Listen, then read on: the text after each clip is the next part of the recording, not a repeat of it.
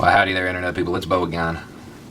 So a few days ago, somebody mentioned a historical figure in a conversation, and I didn't know how to respond. I had to leave the conversation. It's just timing was very fitting, though. So today we're going to talk about one of my heroes, and even though you may have never heard of her in a less than roundabout way, she's the reason you're watching this. Her brother, Hans, well, he was a member of Hitler Youth. She was a member of a similar organization. Her dad, well, he was a critic of Hitler. She was a little bit of an artist, though. So she hung out with musicians, philosophers, other degenerates of that ilk. She almost didn't make it through school, became a kindergarten teacher. Eventually she wound up at the University of Munich. Sure enough, there's Hans. He's there studying medicine, I think. And they had this circle of friends. And they'd sit around and talk about philosophy and music. And this little network, well, it morphed. And it became what was known as the White Rose Society.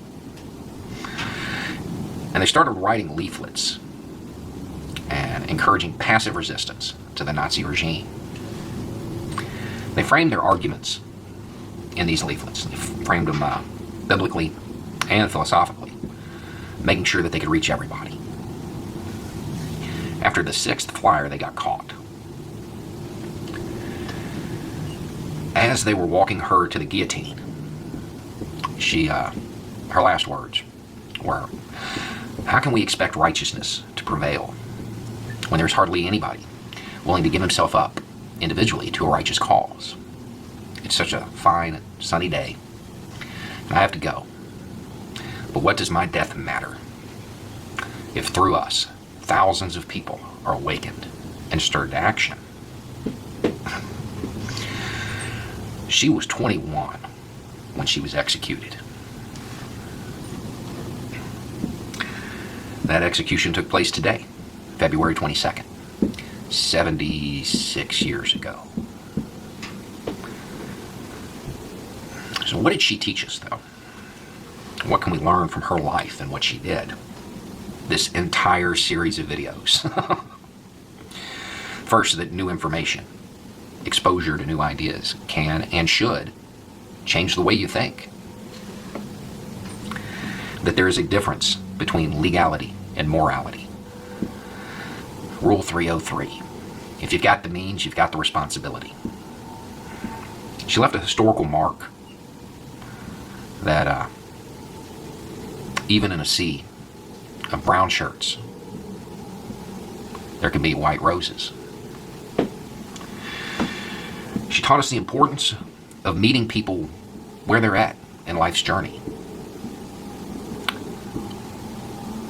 It's hard to quantify what she did militarily for the war effort. When you think of resistance during World War II, you think of blowing up bridges, taking out trains, collecting Nazi scalps. She didn't do any of that. Didn't do any of that. She encouraged passive resistance because she understood that not everybody can pick up a gun. Not everybody's going to become a radical or a militant. But everybody can engage in passive resistance. What does that mean? Don't be as good at your job as you could be. Slow down at work. You work in a factory, maybe the Nazis don't have as much ammunition.